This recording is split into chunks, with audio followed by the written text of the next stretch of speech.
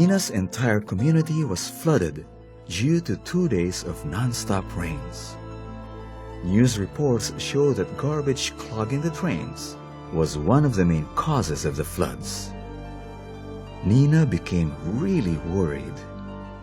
What would happen when stronger rains came? They might get drowned by the floods. She knew something had to be done. But what could she do? Even if she swept all day, people would still continue to throw garbage and their drains would still get clogged. That was when she remembered her kuya's story of the unstoppable duo.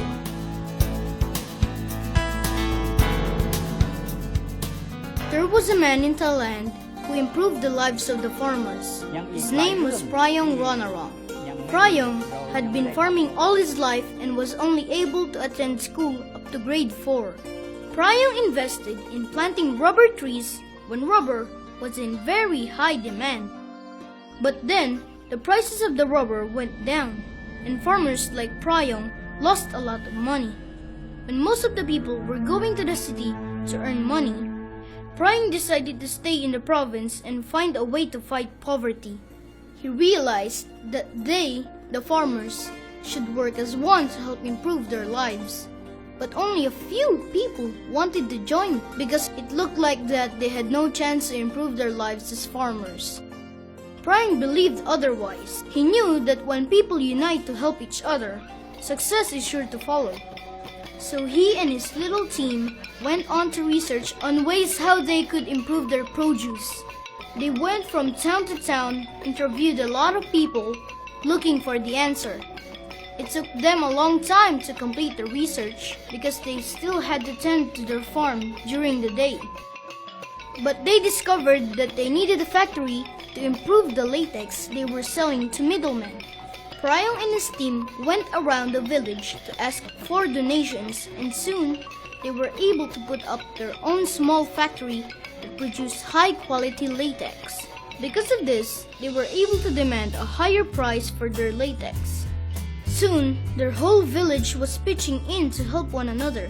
Little by little, they were able to recover from their crisis. Other communities began applying Prayong's method, and it helped bring more income to a lot of people in the countryside.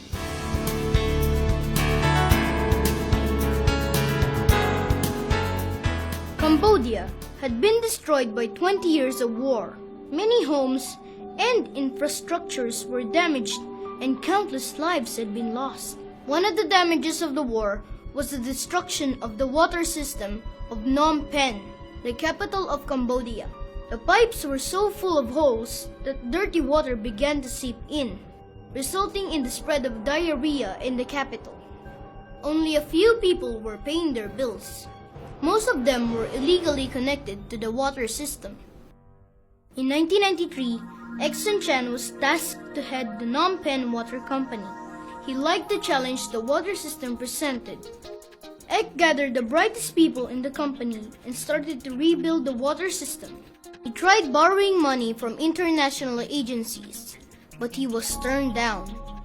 They said that it was impossible to improve their situation, but Ek did not believe them.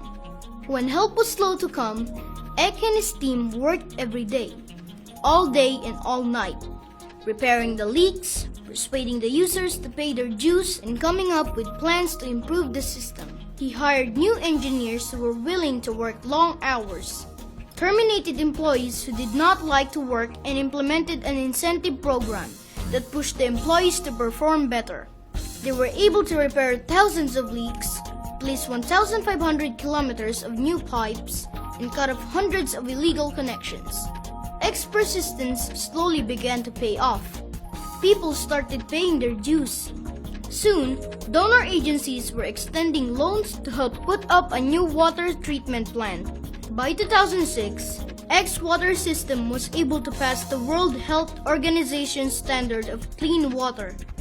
They were able to provide water to 90% of Phnom Penh on a 24-hour basis, and 99.9% of the users paid their dues. Ek Sun Chan also came up with a plan so that the poor communities were able to have clean water and pay a small amount for it. The work was very hard and it took years to see the results. But because Eksan Chan did not give up, Phnom Penh now has clean water. When at times our task seems too heavy to do, the unstoppable duo have shown us that all we have to do is to continue thinking of the people we are going to help through our work.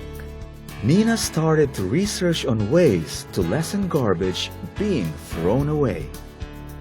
It was very tiring and Nina often wanted to go out and play. But the thought of floods terrified her. She remembered watching the news about Ondoy and the Sendong tragedy in Cagayan de Oro and Iligan that claimed the lives of so many people. Nina pushed herself to work harder, and before long, she found the answer. She went to her homeroom teacher and asked if garbage segregation and recycling can be their class project so that garbage will not clog their drains anymore. Her teacher presented this idea to the principal, who made it a contest for the whole school. The class with the most number of creative recycled products would get extra points added to their final grades. Because of Nina's idea, their whole community was pushed to be more mindful of the trash they throw and inspired to recycle the things they could. Nina was encouraged by this. Hopefully, there will be no more floods. Nina thought optimistically.